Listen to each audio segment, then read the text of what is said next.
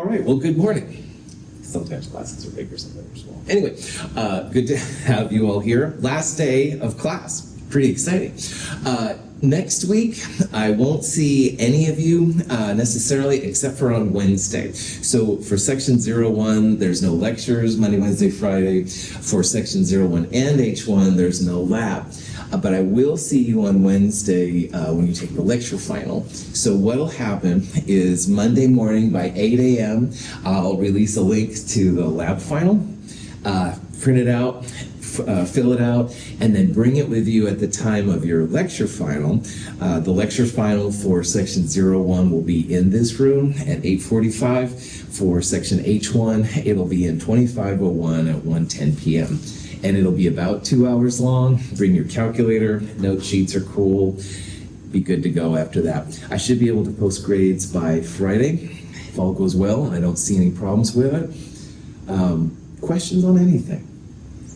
Okay, if anybody, video audience and everybody here, if anybody has a question over the weekend, don't be afraid to email me, because this is a crazy thing. I know lots of stuff going on, and I sure have appreciated having you all in class. So, okay, so without further ado, we are going to have a extra credit presentation here. Melanie, if you want to come up and take the stage, that would be awesome. So yeah, you can just use the arrows. Yeah. Right. Okay, my name's Melanie, and I'm going to be talking about hospital-acquired infections today, which is a very long name.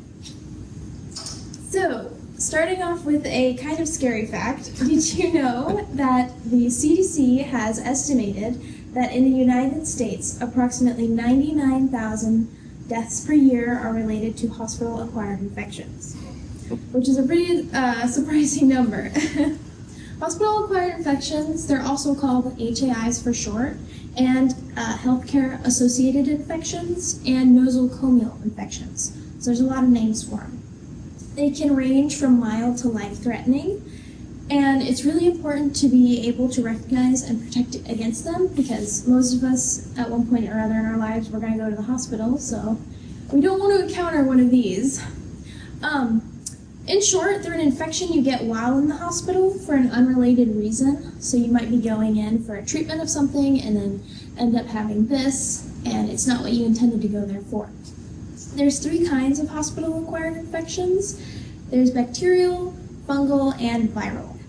And they're caused by a couple different things, one of them being the misuse of antibiotics, not cleaning up properly during or before surgery, buildup of biofilms, and there are a couple of different points of entry, including catheters, breathing machines, and central lines. There's 4 kinds of infections. It gets really nitty-gritty with HAIs.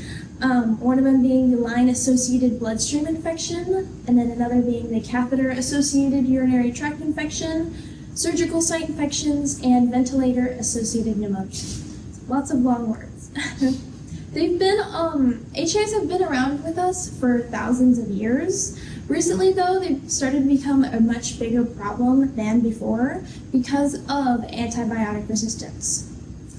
According to the National Foundation for Infectious Diseases, antibiotic resistance occurs when bacteria develop defenses against the antibiotics designed to kill them. Once resistance develops to one antibiotic, different antibiotics, which can be less effective or have more side effects, are needed for treatment. Unfortunately, antibiotic resistance can even occur when you take antibiotics correctly, which is kind of scary.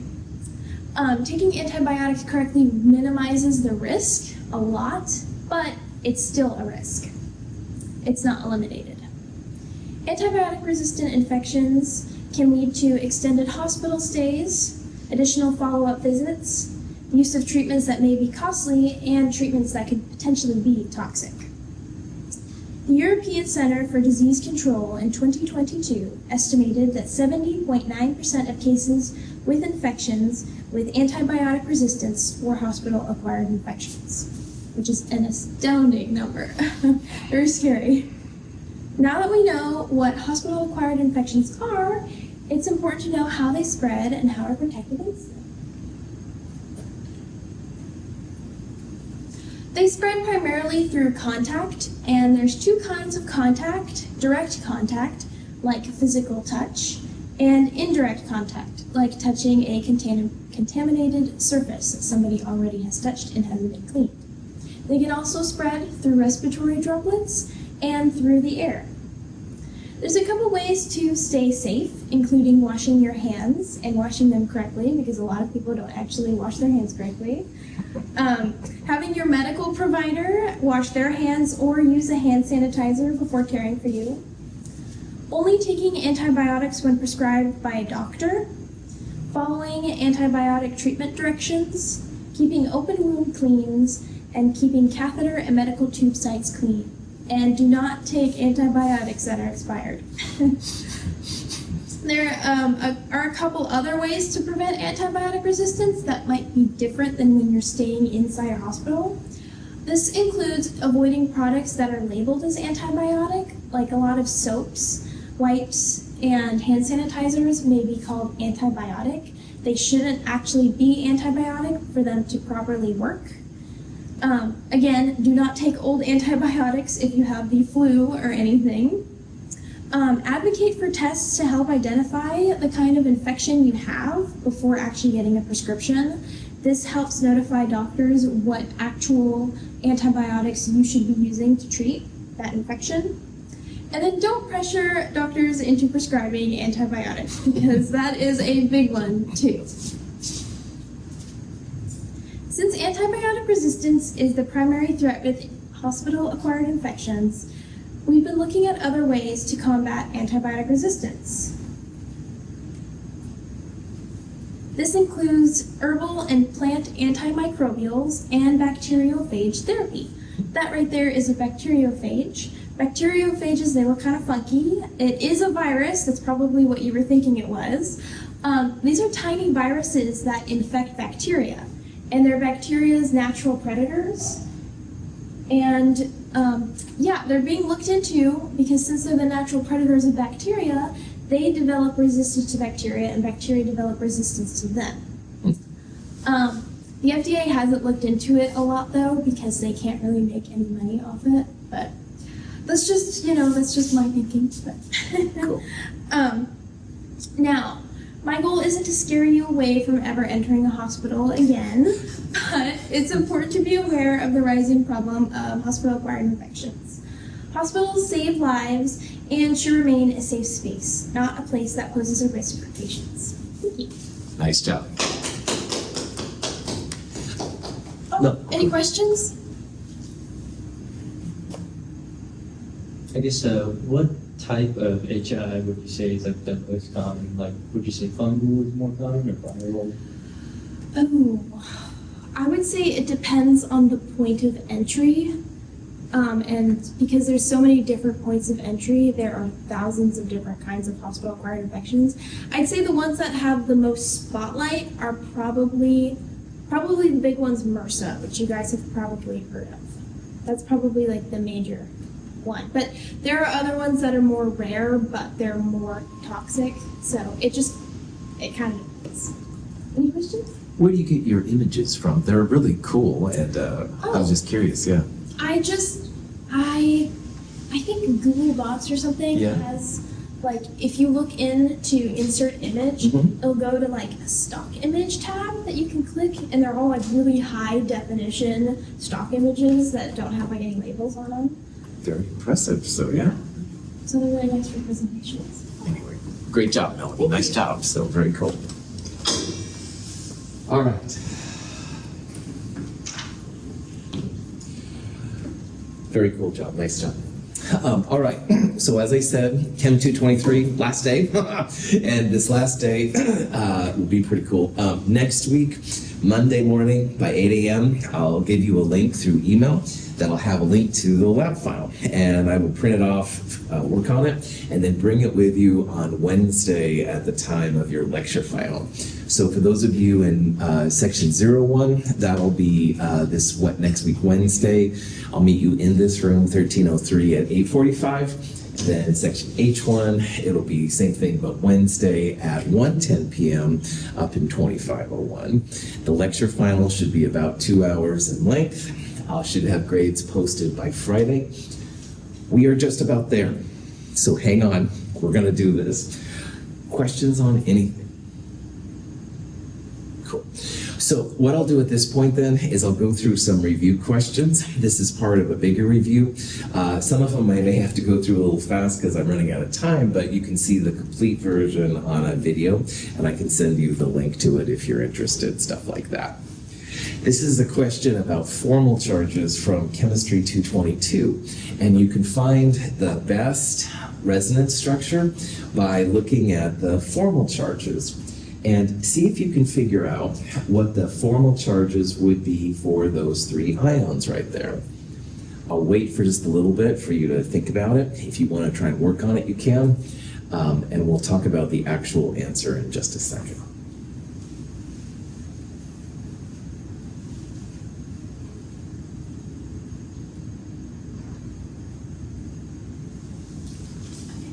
Yeah, that's fantastic. I was just saying, but I didn't bring any notes. That's fantastic. All right. Thank you, Mel. Yeah. Have a great day.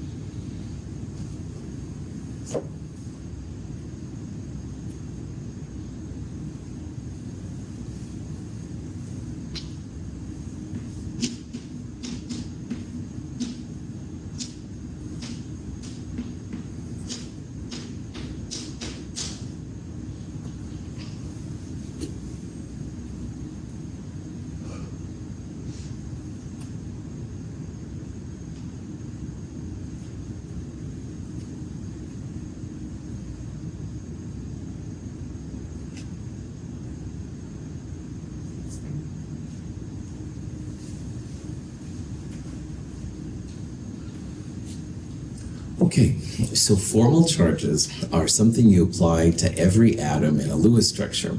And there's different ways to describe formal charge, but the way that I like best is you take the group number of the atom, you subtract the number of bonds around the atom, and then you subtract all of the lone pair electrons. So this oxygen on the left here has 2 bonds and a total of 4 lone pair electrons. And oxygen is in group 6A on the periodic table, so the 6 is what you want. So the formal charge for that oxygen would be 6 minus 2, because there's 2 bonds, minus 4 lone pair electrons. So the formal charge on this oxygen is going to be 0. Carbon here, group 4, 4 bonds, no lone pair electrons. So 4 minus 0, it's also going to be 0. And this oxygen right here has 1 bond and 6 lone pair electrons. So this would be group number 6 minus 1 bond minus 6 lone pair electrons. That would have a charge of minus 1. So there's 0, 0, minus 1 in this one. Hydrogen is also 0. Group number 1 minus 1 bond minus no lone pair electrons would be 0. The sum of all the formal charges has to equal the charge on the ion or atom if there is one. This means that all of those together are minus 1. And if you add 0 plus minus 1 plus even 0 from hydrogen, you get minus 1, so that's kind of cool. And the more zeros you have, the better and more stable the structure is. So, questions on that?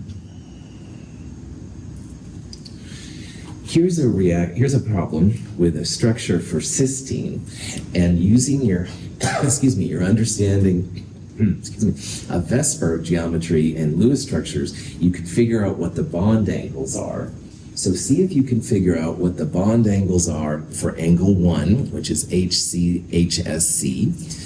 bond angle 2, which is OCO, and angle 3, HNH. And remember that sometimes the structures will lie to you a little bit, but using VSEPR, you can figure out then what the actual values will be.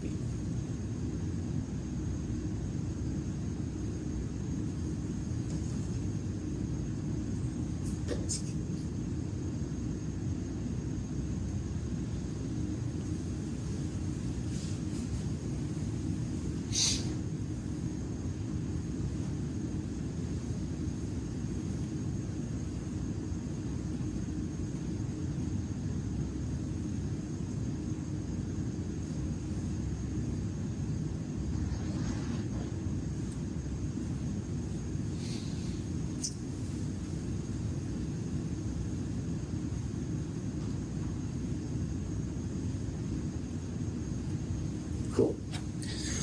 It looks like HSC is 180 degrees, like straight across. And it looks like these other two are 90 degrees. But in reality, that's very rare because when you have 4 clouds around a central atom, they take up the tetrahedron.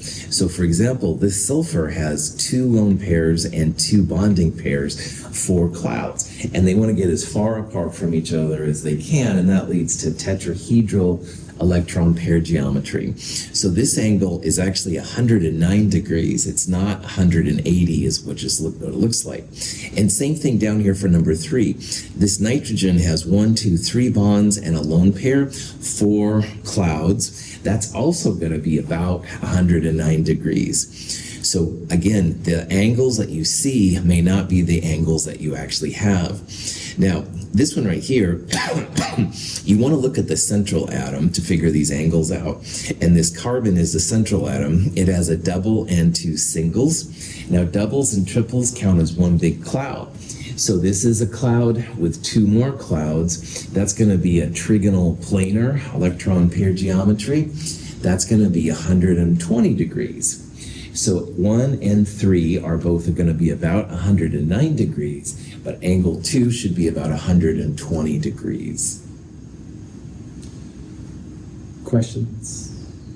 All right. Here's a question on formulas. We talked about lots of organic families. I'd like you to figure out which of those could be an alkene. An alkene has a double bond.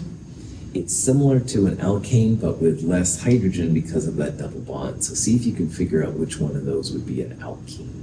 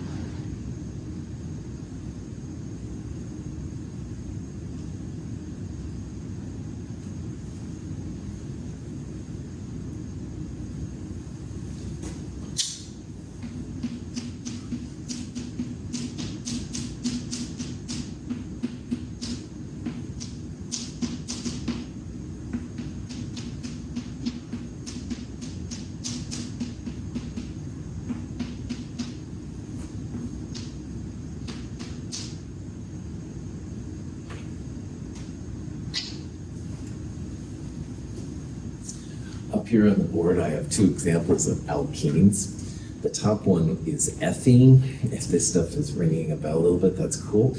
The E just means there's a double bond, all right? So when you have then 2 carbons, you're gonna have a total of 4 hydrogens, C2H4. This is an example of propene. Propene has a CH3 methyl group on one of the carbons as well. So when you figure out this structure, 3 carbons and 6 hydrogens, C3H6. So maybe you can see here that the pattern for every N carbons, you'll have twice that many hydrogens. CnH2n would be the alkene formula. Alkanes would be CnH2n plus 2, because you take away one of the double bonds, make it a single bond, and you'd add 2 more hydrogens. Likewise, an alkyne with a triple bond would be CnH2n minus 2, because you take away two hydrogens from here to make a triple bond. It's all about carbon always having 4 bonds. Cool. Okay. Here's a question that has to do with gases. So PV equals nRT. But honestly, for this one, you don't have to use PV equals nRT. If you look at this one carefully, you have a pressure and a volume. And the question is, what will be the new volume at this pressure? Now, there lists temperature, but the temperature doesn't change. So you could, if you want, use P1 V1 equals P2 V2. You could also, though, go forward and solve for moles N for the first set of conditions and then solve for it in the second one. But I would use P1 V1 equals P2 V2. See if you can figure out which of those would be the best answer.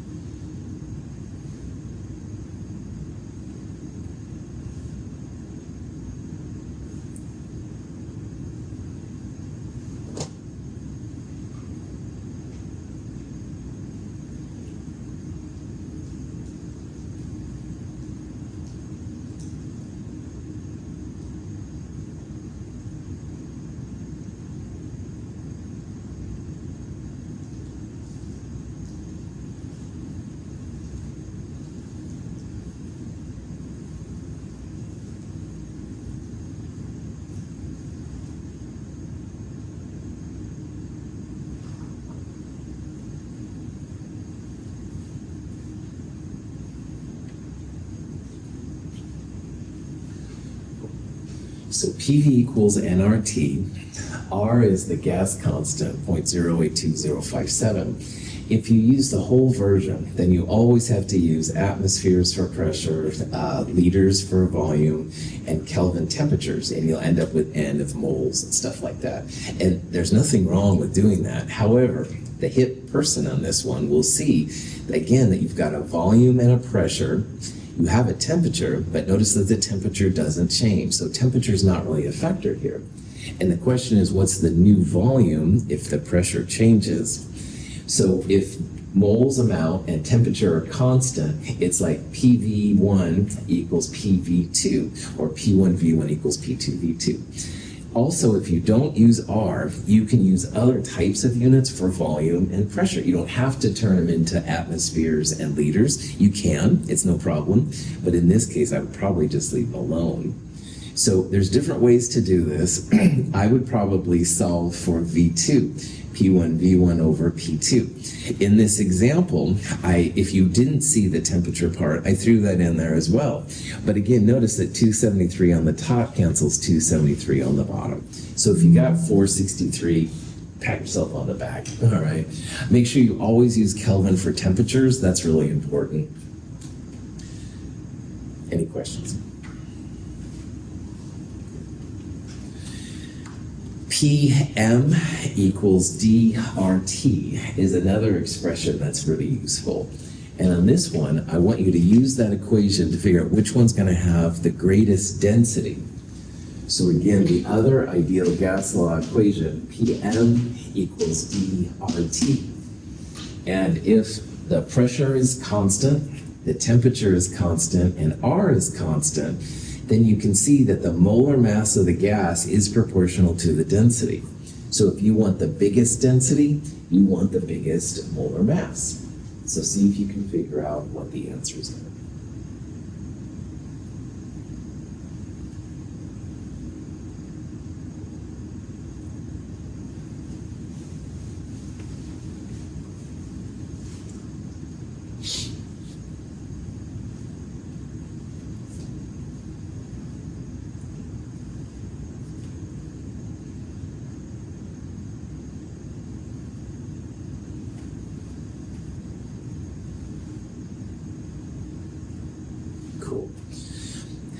If in doubt, go to what you think is the biggest atom on there. And xenon is number 54 on the periodic table. It has a molar mass of 131, and that dwarfs all these other gases big time. So because it has the biggest molar mass M, it should have the biggest density. All right. Likewise, hydrogen would have the smallest molar mass, so it would have the smallest gas density. That's kind of how this stuff works. Any question?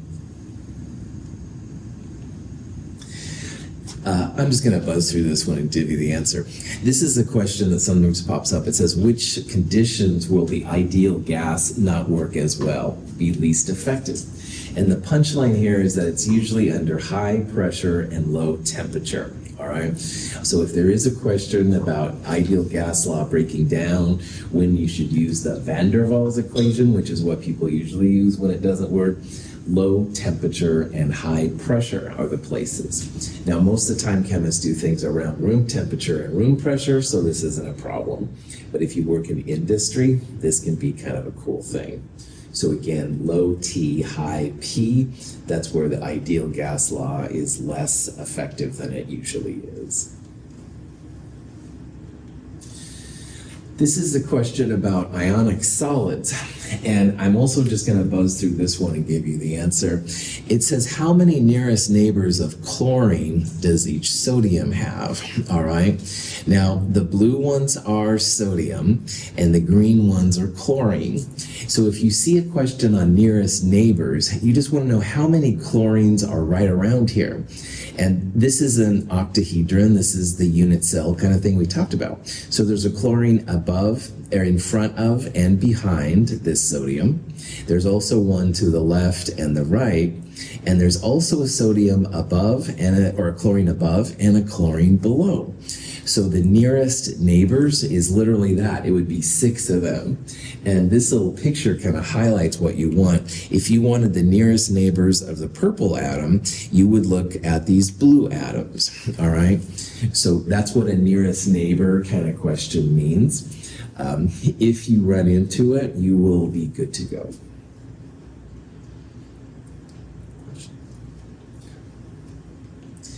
This is kind of a cool question, intellectually anyway. It says, which water-based solution should have the highest boiling point? And, excuse me, we've got a sodium chloride solution, a sugar solution. Will they both be the same, or do you need more information? Excuse me. And think about if you could figure out which of those would be the best answer. This has to do with van der Waals equation, the van der Waals I factor we talked about. See if you can remember what that's all about and which one of these would have the higher boiling point.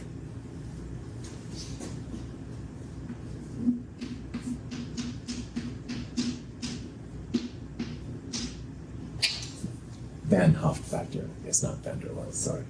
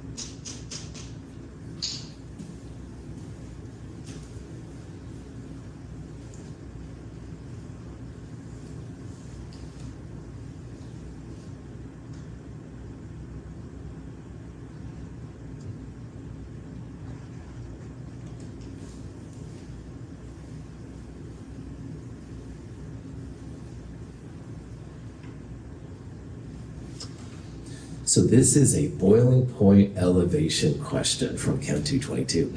And delta T, the change in the boiling point, depends on K, which is a constant for the solvent, don't worry about that, times molality, which is what these numbers are right here, But there's also the Van Hoff factor I, all right? So if these were both sugar solutions, as an example, the higher molality would have the higher boiling point.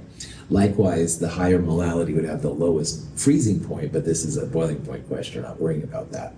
But there's one more factor you got to think about, which are these Van Hoff factors. And all the covalent compounds, so sugar and caffeine and all those kind of things, they dissolve, but they don't dissociate into ions.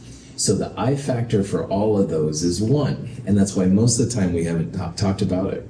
But if you have sodium chloride, sodium chloride breaks up into 2 pieces, a sodium ion and a chloride ion. So the Van Hoff factor would be 2 for that fact, 2 pieces from 1 molecule. And I just put up here hypothetically, magnesium nitrate would have an I factor of 3 because you'd have a magnesium ion and 2 nitrates, stuff like that. And so these factors also go into how big the change in the boiling point is going to be. So the first one should have the higher boiling point. It has a smaller molality, but it has an I factor of 2. So it's like 2 times 0.10. That would be the factor you'd use to find delta T. Sugar would have an I factor of 1, so 1 times 0.15 would be its value. They'd both be higher than 100 degrees Celsius, which is where water normally boils. But in this case, the NaCl should be a little higher. Any questions on that? Cool. So this is a question to find the molar mass of a compound. There are different ways to do this. See if you can figure this out. We'll talk about this one here in a little bit because it's kind of important.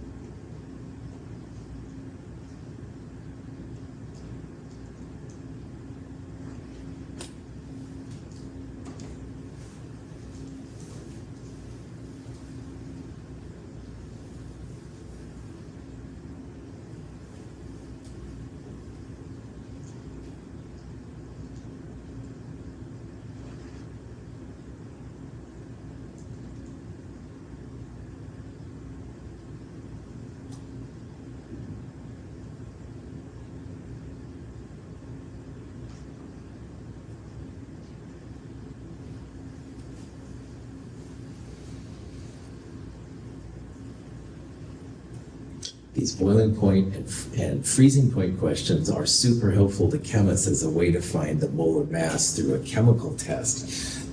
So when you, excuse me, when you don't want to rely on your technology, this is a really cool way to do it.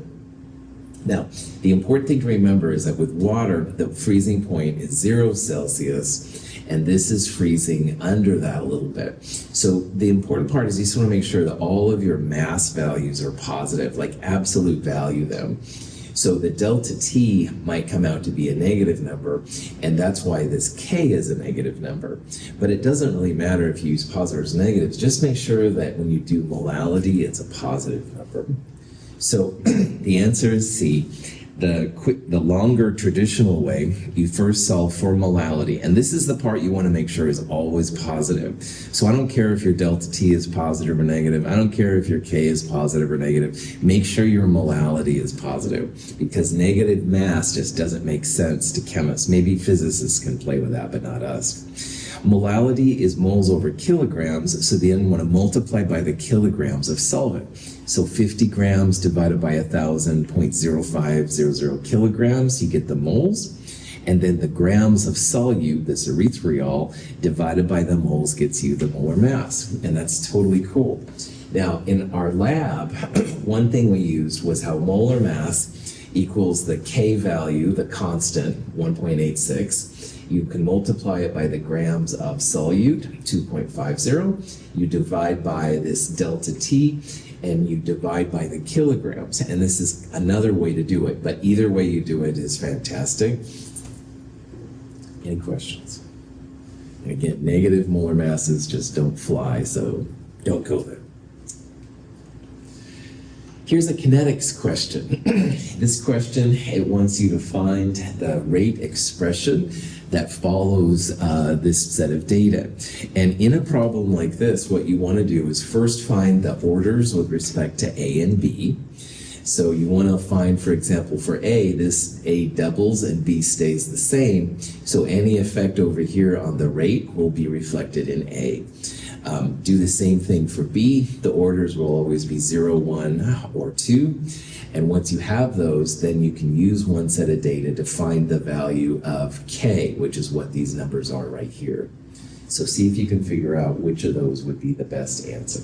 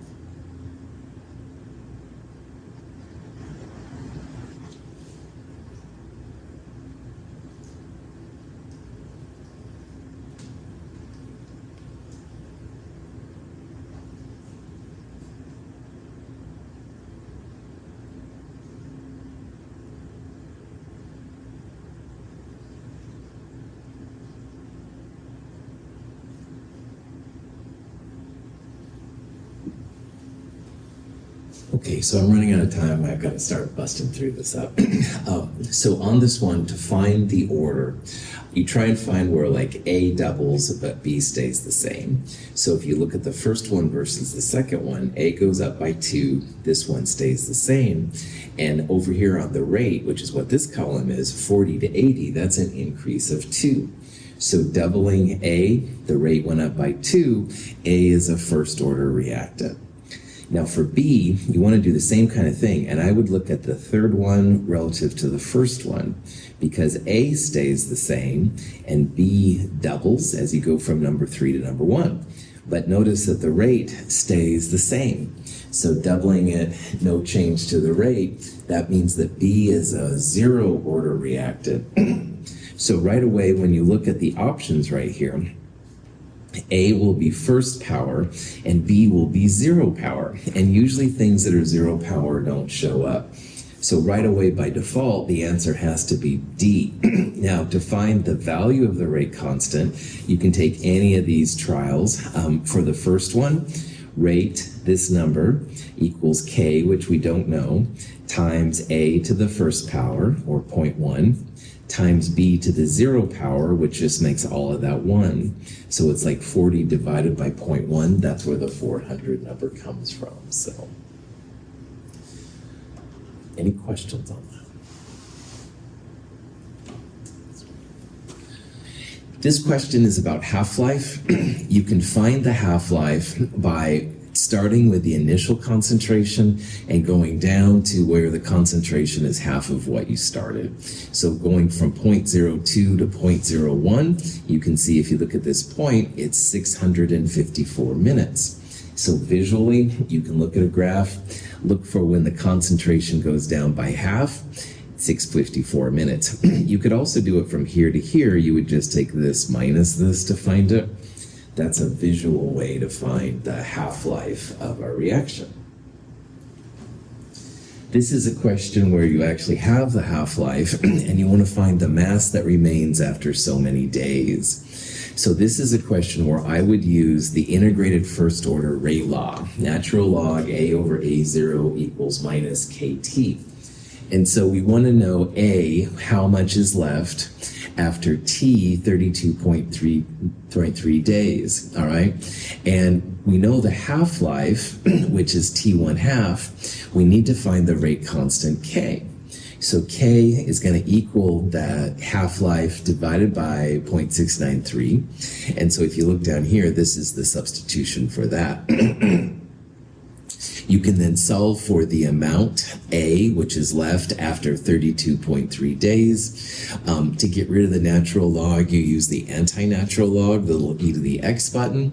It comes down to be 0.54 micrograms in this case, which is kind of wild. Cool.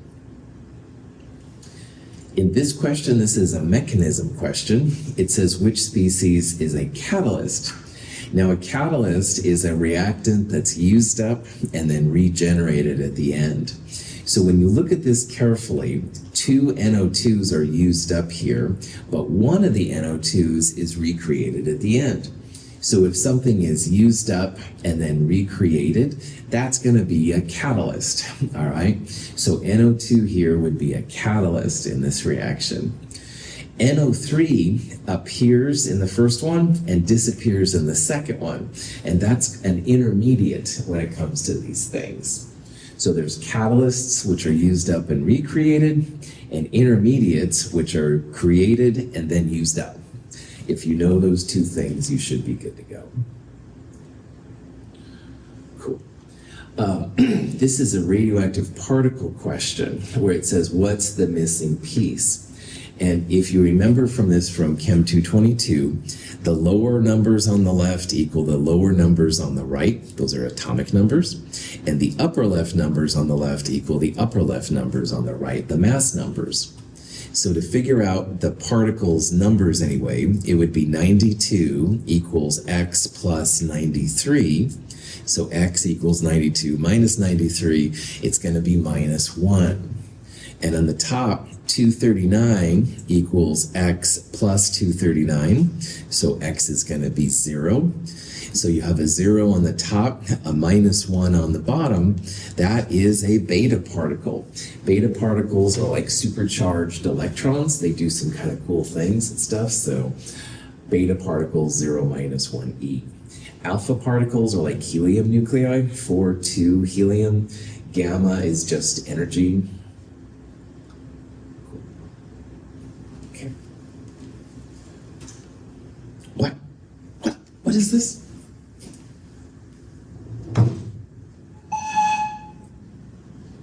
Come. Oh, come where the cyanide silently flow, and the carburetors through bore the oxides below, where the rays of potassium shine on the hill, and the song of the silicate never is still. Come, oh come, peroxide of soda and pivitam. Come, oh come, peroxide of soda and pivitam. While alcohol's liquid at 30 degrees, and the chemical change can affect manganese. So while alkalis flourish and acids are free, shall my true heart be faithful, sweet science, to thee. Yes, yes, to thee, yes. Zinc, borax, and bismuth, and HO plus C. Yes, yes, to thee, yes. Zinc, borax, and bismuth, and HO plus C. More sulfides and chlorides and nitrates so dear, never names to my soul can so closely go here. So alkalis flourish and acids are free, shall my true heart be faithful, sweet science, to thee. Yes, to thee, yes. Zinc, borax, and bismuth, and HO plus C. Yes, to thee, yes. Zinc, borax, and bismuth, and HO plus C. A lot of times after hours, I dance with my chemicals and stuff. It's kind of my thing. Anyway, you all have been awesome. All right, this has been a great year. I've seen some of you since Chem 151, some of you since Chem 221, some of you just, of course, since Chem 223, but to all of you, I sure welcome you, and I've loved having you here. I want to leave off with some quotes from Glenn Seaborg. We talked about Seaborg in Chem 222. He was the one who helped create a lot of the really heavy elements. And why I want to talk about him is because I know that all of you are going to go in many different ways. And at times you might be like, why did I do all this work and stuff like that? You are truly going to be the science ambassadors now. And this is a time that needs a little science in the world, definitely. So when Seaborg became the chancellor of Berkeley, the people in English and the social sciences were like, oh man, he's going to give all the money to science and stuff like that. But he came up and said some pretty cool things. He said, it doesn't matter what field you are, there's a beauty in discovery. Writing, doing social work, music, whatever. There's mathematics in music, a kinship of science and poetry in the description of nature, and the exquisite form in the molecule. And attempts to place different disciplines in different camps are revealed as artificial in the face of the unity of knowledge, because it's all connected, all right? Like I've talked about physics, and I've talked about biology and nuclear stuff and astronomy and all different things, and you can't separate them out. All literate man and woman are sustained by the philosopher, the historian, the political analyst, the economist, the scientist, of course, the poet, the artisans, and the musicians. It's the whole that counts. And so you will use this stuff in different ways as you go forward, definitely. And I look forward to hearing of it. Once in a while, if you want to drop me an email and say, hey, Russell, this is what I'm up to now, I'm totally honored. But I want you to know that I have all of your backs, and I would support you in any way that I can. So thank you. This has been an awesome year, an awesome term. I've enjoyed being your instructor. I'll see you next Wednesday to finish up this stuff. Have a great day.